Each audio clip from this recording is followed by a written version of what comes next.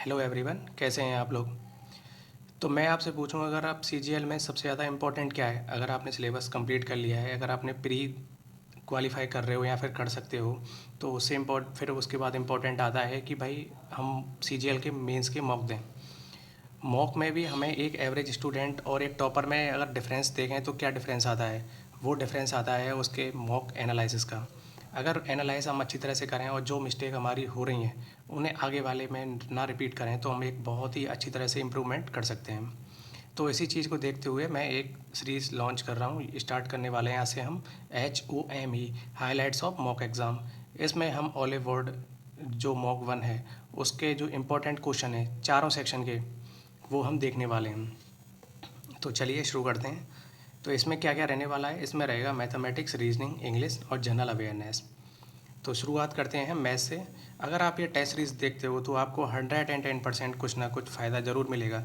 अगर आप एक बार मेरे कहने से भी इसे 2x में देख के देखिए, और आप अगर 5 मॉक टेस्ट सीरीज भी देख ली तो अगले वाले मौक़ों में 100% फ़ायदा होगा। तो चलिए शुरू करते हैं बिना टाइम वेस्ट करे हुए। तो इसमें दिया हुआ है 2 वेसल हैं, A and B contain wine and water in the ratio ये है, और रेस्पेक्टिवली मिक्स किया है एक साथ। तो बताना है कि वाइन और वाटर का मिक्सिंग के बाद क्या रेशो होगा। कोई दिक्कत नहीं है, मिक्सचर एंड एलिगेशन का है, आता क्वेश्चन है। पर इनको हम जल्दी टाइम में कैसे कर सकते हैं वो हम देख लेते हैं एक बार। कि भाई वाइन है और वाटर है, कितने के रेशो में है, 3:5 है, और ये 7:3 है। ठीक है। तो सबसे पहले हमें क्या करना होगा, इन्हें हमें इक्वल क्वांटिटी में करना होगा। तो 8 और 10 आ रहा है, इन्हें ऐड करके तो इसका क्या होगा एलसीएम 40। और 40 के लिए क्या करेंगे, इसको 5 से इंटू, इसको 4 से इंटू। चलो करते हैं, 5 दिया 15, 25, 28 और 12। ठीक है। तो क्या होगा, इन्हें ऐड करो, 5 और 2 7, 2 और 1 3, 8 5 13 और 43। 43:37, एक ही ऑप्शन है। ठीक है, आगे वाले क्वेश्चन पे चलते हैं। हाँ, ये वाला क्वेश्चन है कंपाउंड इंटरेस्ट का। ये मैंने गलत कर दिया। हम इसमें कैसे टाइम बचा सकते हैं और कैसे एक अच्छी तरह से कम टाइम में कर सकते हैं वो देख लेते हैं। 15% का क्या फ्रैक्शन होता है पता है, लेकिन लिख देता हूँ एक बार। ठीक है। फिर इसमें दिया हुआ है एक समय, जो इतने 15% से 2 साल के लिए लगाते हैं तो इतना अमाउंट हो जाता है, ठीक है। ये याद रखना। क्या प्रिंसिपल है, अगर अमाउंट हो रहा है तो 20, प्रिंसिपल है तो 23 हो जाएगा। ठीक है। 2 साल के लिए लगा रहे हैं तो सेम रिपीट करेंगे। और कितना ज़्यादा हो रहा है, P+1580। ठीक है। क्या हो गया, ये 539 हो गया, 529। और ये क्या हो गया 400। ठीक है। इंटू करो इसको 529 को, 529P माइनस 529,000, और इधर ये 400P प्लस 2 जीरो है यहाँ से, नहीं एक यहाँ पे, फिर 4 से इंटू करो सीधा ऐसे, 4 अट्ठे 32, 3 15 चौक 60 और 3 63। ठीक है। इधर लेके आओ, कितना आ जाएगा 129P, और ये इधर जाके ऐड हो जाएगा, 3 जीरो के 3 जीरो, 9 और 2 11, हाथ से लगी है, 3 और 2 5 और 1 6 और 5 11। ठीक है। ये इधर जाके डिवाइड हो जाएगा नीचे जाके। ठीक है। 3 जीरो। अब यहाँ पे क्या मल्टीप्लाई करें 9 में कि 1 आ जाए, केवल 9 ही है जैसे कि, या फिर 1 है, 2 से 2 नंबर इनसे 1 आता है ना। तो हमारा ऑप्शन नंबर ये ही है केवल। हमें पूरा ऐसे करने की ज़रूरत नहीं है, अगर हम सीधा यूनिट डिजिट से कर सकते हैं, अगर सम ऑफ डिजिट से हो रहा है तो उससे कर सकते हैं, बस हमें कम टाइम में करना है। अगला क्वेश्चन करते हैं। इसमें क्या दिया हुआ है, the distance D moving body travel directly proportional है इसके टाइम के। ठीक है। तो किसी भी प्रोपोर्शनल कांस्टेंट को हटाने के लिए कांस्टेंट आता है, जो हमने K ले लिया। फिर आगे इसको K को निकालने के लिए हमारी सिचुएशन दी हुई है कि भाई अगर D डिस्टेंस अगर 51 है, 3 घंटे में कर रहा है, तो K की वैल्यू क्या आ गई 17। अगर इसको हम इक्वेशन 1 मान लें, यहाँ पे रख देते हैं, D बराबर 17T। कौन सा ऑप्शन है, ये वाला। ठीक है। आगे क्वेश्चन पे चलते हैं। इस वाले क्वेश्चन में कुछ नहीं है, लेकिन सबसे पहले हमें कोऑर्डिनेट ज्योमेट्री अगर पढ़ा है तो उसमें स्लोप का फॉर्मूला पता हुआ क्या होता है, y2 minus y1 upon x2 minus x1। अगर आपको ये पता है तो आप कर लोगे, अदरवाइज़ नहीं कर पाओगे। तो एक बार सारे फार्मूले तो देख के जाने ही हैं। ठीक है। क्या आ गया स्लोप, -1/2, ये वाला आ गया। आगे चलते हैं। ये वर्ड दिया हुआ है जनरेट, इसमें बताना है कि पॉसिबल अरेंजमेंट क्या हो सकते हैं। ठीक है, सबसे पहले अपन गिनते हैं कि जनरेट में टोटल वर्ड है कितने, कितने 8 हैं, तो 8 फैक्टोरियल। फिर हम देखते हैं कि इसमें ई है वो रिपीट कर रहा है कितनी बार, 3 बार, तो उसे हमें डिवाइड मानना पड़ेगा। ठीक है, ये हमारा करने का तरीका होता है। तो अब देखते हैं इसको 8 फैक्टोरियल को अगर हम ओपन करें तो क्या आएगा, ये आ जाएगा इंटू 3 फैक्टोरियल। और हमें 3 फैक्टोरियल तक ही करना है क्योंकि 3 फैक्टोरियल के बाद हम इसे कट कर देंगे और 3 फैक्टोरियल कट गया। इसे अब मल्टीप्लाई करते हैं, क्या आता है 8 7 56 और आएगा 5 चौक 20 इंटू 6 यानी कि 120। फिर हम 120 से करेंगे, 0 आ जाएगा, 2 आएगा, केवल एक ही ऑप्शन है जिसमें कि 2 0 है लास्ट में। तो हम इसे अब पूरा सॉल्व करने से कोई फ़ायदा नहीं है, हमें कोई वहाँ पे पूरा करके दिखाना नहीं है। जो भी आंसर निकले, जहाँ जिस स्टेप पे निकले वहीं से छोड़ के चल देना है आगे के लिए। ठीक है, आगे वाला क्वेश्चन है प्रोबेबिलिटी का, और प्रोबेबिलिटी के क्वेश्चन अच्छे आते हैं। अगर सिंपल भी आए तो उसे कम टाइम में फटाफट करके निकलना है। ठीक है, इसमें दिया हुआ है कि 3 फ्रेंड हैं ABC जो कि इंडिपेंडेंट, उनकी प्रोबेबिलिटी है करने की 2/7, 3/8 और 4/11। तो हमें निकालना है कि उसमें से कोई एक जना कर दे। तो इसे सबसे बेस्ट तरीका है निकालने का कि भाई जो टोटल प्रोबेबिलिटी यानी कि 1 होती है, उसमें से हम वो बात सारी पॉसिबिलिटी या फिर प्रोबेबिलिटी निकाल दें कि कोई भी नहीं कर पा रहा है, तो अपने आप ही क्या प्रोबेबिलिटी आ जाएगी कि भाई वो तीनों में से कोई एक जना करेगा, एटलीस्ट 1 की आ जाएगी। तो क्या प्रोबेबिलिटी है, अगर 2/7 एक ही करने की है तो नहीं करने की कितनी हो जाएगी, 5/7। सेम इसकी है, 3/8 करने की है तो 5/8 नहीं करने की है, 4/11 है तो 7/11 नहीं करने की है। अगला इनका एलसीएम लोगे कितना लगेगा, 7/56 इंटू 11। 11 से करने का मल्टीप्लाई आसान तरीका है, पहले 6 लिखो, फिर इन दोनों डिजिट हैं जोड़ दो इन्हें, 4 5 11, एक कैरी तो 5 और 1 6, 616। यहाँ पे एलसीएम आ गया। और 25 7 175 क्या आया, 1 7 4 11 41 यानी कि 616 ये वाला ऑप्शन हो गया। आगे चलते हैं, रीजनिंग।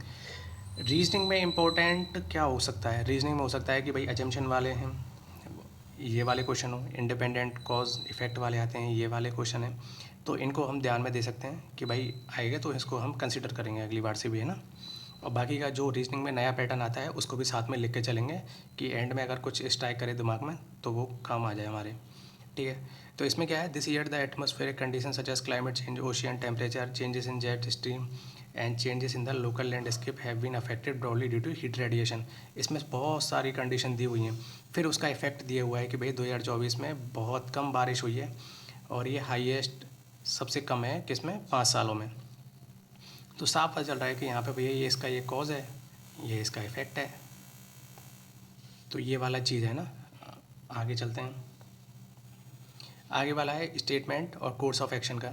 स्टेटमेंट कहती है कि भाई many people are turning to sattvic diet but they lack proper knowledge about its balance of nutrition and benefit.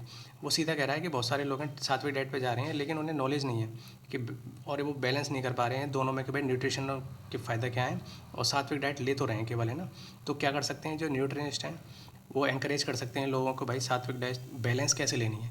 तो बैलेंस की बात चल रही है, बैलेंस कैसे लेनी है वो बता सकते हैं ना। ये वाला कोर्स ऑफ एक्शन हो सकता है। अगला वाला क्या हो सकता है, अगला हो सकता है कि फूड कंपनीज हैं शुड लेवल their product as sattvic if they meet the dietary requirement. पर ये चीज़ इतनी आसान होगी नहीं, इसे हम कोर्स ऑफ एक्शन में नहीं डाल सकते क्योंकि इसके लिए सरकार को पहले नियम कानून बनाने पड़ेंगे पहले भाई, उसी के बाद फूड कंपनीज इसके लिए कर पाएंगे, है ना। तो केवल यही है जो एलिजिबल है, मैंने ये दोनों कर दिए थे। पर इनमें ये ही कन्फ्यूज़न होती है कि हम कई बार सोच लेते हैं कुछ और निकलता आंसर कुछ है। तो इसमें 100% श्योर गारंटी के साथ दिक्कत आती है देने में ना। तो तभी हमारी रीजनिंग में कई बार एक्यूरेसी ख़राब हो जाती है केवल इन्हीं क्वेश्चनों की वजह से। फिर भी हम आगे के लिए ध्यान रखेंगे कि ऐसा क्वेश्चन आता है तो किस तरह से हैंडल करना है। चलो आगे बढ़ते हैं, इसमें ये वाला ही है कोर्स ऑफ एक्शन, है ना, फर्स्ट वाला। ये वाला आता है स्टेटमेंट और कंक्लूजन। आप अगर वेन डायग्राम से करते हो तो इसमें आसानी रहती है करने में, एक बार मैं करके दिखा देता हूँ। चलो देखते हैं, ऑल बुक्स आर नोबल, जितनी की सारी बुक्स हैं वो नोबल हैं, ठीक है। और नो पिंक इज़ नोबल, कोई भी पिंक नोबल नहीं है, ये भी ठीक है। फिर इसमें पहला कंक्लूजन है some noble are pink, some noble are pink नहीं है, बिल्कुल नहीं है। फिर अगला है सम नोबल आर बुक, बिल्कुल है। और ये no book is pink, no book is pink, ये भी ठीक है। तो ऑप्शन कौन सा आ जाएगा, सेकंड और थर्ड फॉलो करेगा स्टेटमेंट कंक्लूजन अपना, है ना। चलो आगे चलते हैं। आगे सेक्शन आता है इंग्लिश। इंग्लिश में क्या कर सकते हैं, सबसे गलती होने के चांसेस रहते हैं। रीडिंग सेक्शन है, उसे इम्प्रूव करना है हमें, रीडिंग डेली ही करनी है। न्यूज़पेपर से कर सकते हैं या फिर इंग्लिश माध्यम के वो पैसेज आते हैं उससे प्रैक्टिस कर सकते हैं। इंग्लिश में हम लेंगे जो कि ऐसे नया वोकैब आती है, नया इडियम फ्रेज आता है, वो हम लेंगे। और कोई नया नियम है या फिर कुछ मैं आगे से एक एक या फिर दो दो ग्रामर के नियम रूल्स भी डाल दूंगा, जिससे कि हमें सब रिवीजन भी होता चले। अब नया वर्ड है इंट्रिकेट। इंट्रिकेट होता क्या है, जटिल होता है, जिसमें कि बहुत सारी डिटेल इन्फॉर्मेशन भरी हुई है, बहुत ज़्यादा कॉम्प्लिकेटेड हो जाता है, तो वो क्या बन जाता है, जटिल बन जाता है हमारे लिए। तो इसका क्या होगा सिनोनियम, डिटेल्ड। ठीक है। आउटरीजियस है, गुस्सैल है या फिर मिस्टीरियस है, प्रेशरमय है, पोज्ड है, सेल्फ अश्योर्ड है, ये इसके मीनिंग नहीं होंगे, है ना। आगे चलते हैं। सैल्यूब्रियस। सैल्यूब्रियस होता क्या है, नीट एंड क्लीन है या फिर हेल्दी है, हमारी उसके लिए अच्छा है ना। तो इसका एंटोनियम पूछा है, सीधा सीधा पता चल रहा है हमें डेलिटीरियस है जो कि हार्मफुल है, हार्मफुल है ना, ये हमें पता चल रहा है। तो डेलिटीरियस इसका एंटोनियम हो जाएगा। जोकोंड है, चीयरफुल है, हेल्थफुल है, ये भी पॉजिटिव है, ये भी पॉजिटिव है, तो ये मतलब नहीं होंगे। इसमें हमें नेगेटिव वर्ड देखना है जो कि क्या होगा इसका सैल्यूब्रियस का। अगर सैल्यूब्रियस अगर हमारा पॉजिटिव वर्ड है तो इसका हम मीनिंग से भी देख सकते हैं ना, क्या कि मतलब इसका अपोजिट क्या होगा, जो कि डेलेटीरियस है, जो हार्मफुल है। ओके, नेक्स्ट चलते हैं। गिव इट अ विल, ये एक इडियम है, गिव इट अ विल। तो इसका मतलब क्या होगा, इसका मतलब है किसी चीज़ को फर्स्ट बार ट्राई करना या फिर किसी चीज़ को पहली बार यूज़ करना, क्या होता है, गिव इट अ विल। तो इस सेंटेंस में पढ़ेंगे बिना टाइम वेस्ट करे हुए आगे बढ़ते हैं। क्या है ये वाला ऑप्शन, देखो ये लिख रहा है I gave it a whirl when I bake a cake for the first time and it turn out delicious. मैंने पहली बार केक बनाया और वो पहली बार में ही क्या बन गया, डिलीशियस बन गया। यानी किसी काम को हम पहली बार कर रहे हैं तो वो क्या कहलाएगा, गिव इट अ विल। आगे बढ़ते हैं। Incorrectly spelled. इनकरेक्टली स्पेल्ड में कई बार हमें इतनी कन्फ्यूजन हो जाती है कि भाई बार बार पढ़ने पर भी नहीं हम कर पाते क्लियर कि भाई कौन सा वाला होगा। तो उसके लिए सबसे बेस्ट तरीका है कि जितनी बार हम हो सके इनको देखते रहें और आंखों के नीचे से निकलती रहेगी तो स्पेलिंग रिवाइज होती रहेंगी ना। तो एथलेटिक है इसमें गलत, और एथलेटिक की असली स्पेलिंग क्या होती है, एथलेटिक है ना, ई नहीं आता इसमें, है ना। तो ये वाला होगा। बाकी का सारी अपीयरेंस है, एस्थेटिक है, एसेंट है, सब ठीक है इसके अंदर। आगे एक प्रोवर्ब आती है, प्रोवर्ब है फाइन वर्ड्स बटर नो पार्शिप। अगर ज़्यादा चापलूसी करने से कोई रियल रिजल्ट नहीं निकले, ये बहुत ही फेमस प्रोवर्ब है। तो इसमें सीधा सीधा इसका ये वाला ही है, flattery and promise do not produce real result. आगे चलते हैं। आगे पोर्शन आता है जीएस। जीएस में करने को बहुत कुछ है, लेकिन कुछ ना कुछ हम दो चार पाँच क्वेश्चन ऐसे लेके चलेंगे, डेली रिवाइज होते रहें। और वो मैं ऐसे देखूंगा रिलेवेंट, जो कि हमारे मेन एग्ज़ाम में भी आने की संभावना बहुत ज़्यादा रहेगी।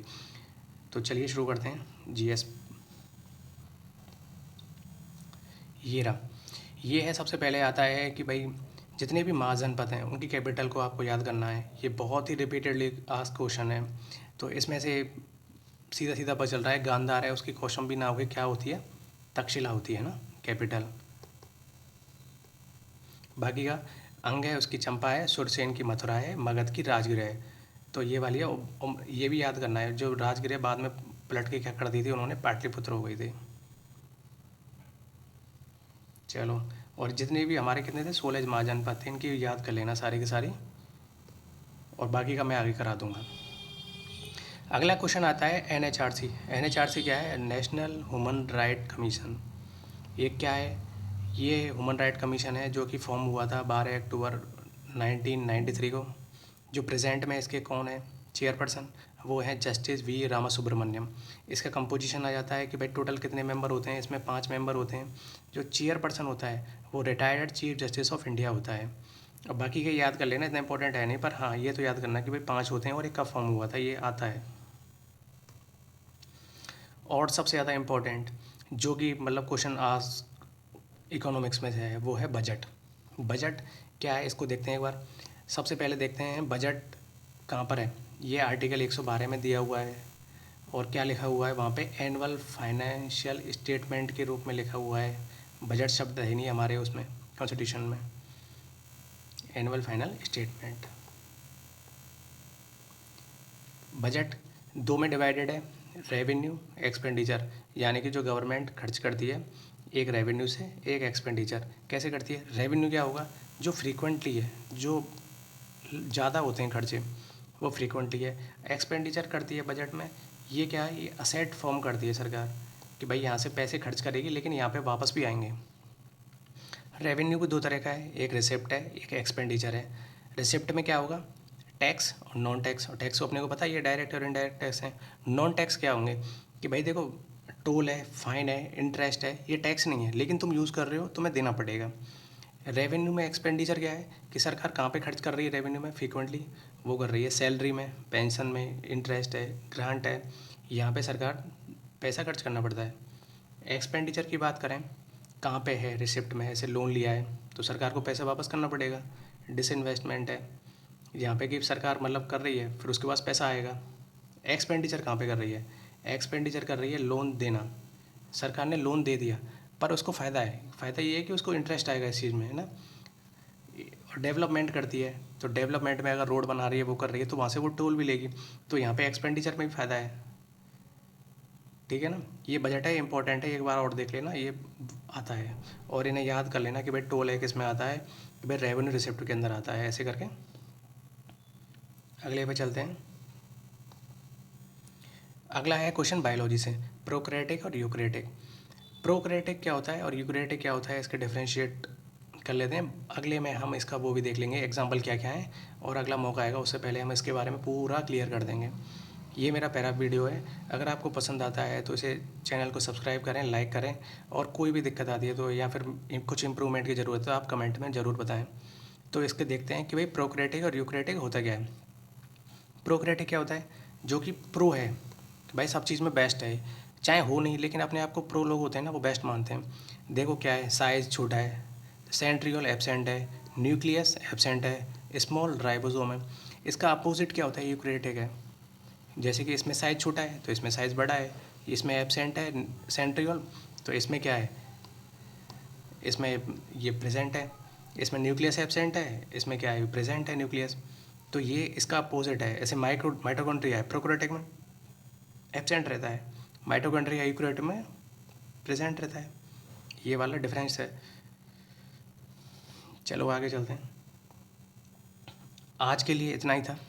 अगली स्लाइड में और अगला जो मॉक होगा, मॉक 2 में आप देखना, इससे भी अच्छा होगा, इम्प्रूवमेंट होगा। अगर आपको पसंद आता है तो चैनल को ज़रूर सब्सक्राइब करें, और जो भी आपको यहाँ पे कमी लगती है या फिर कुछ इम्प्रूवमेंट की गुंजाइश लगती है तो आप बताएं कमेंट सेक्शन में, और आगे के लिए जर्नी में जुड़ें। Thank you.